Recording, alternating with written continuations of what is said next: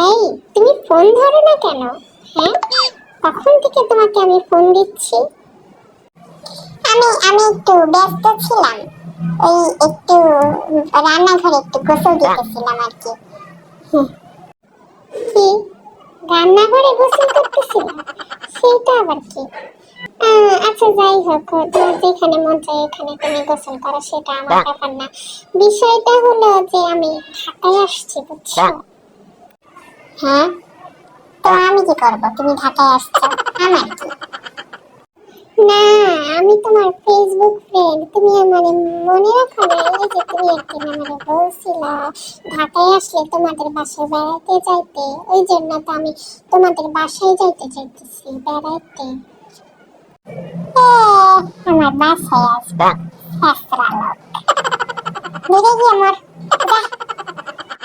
তুমি কি কিছু বললে আমারে? কই না তো, কিছু বলি নাই।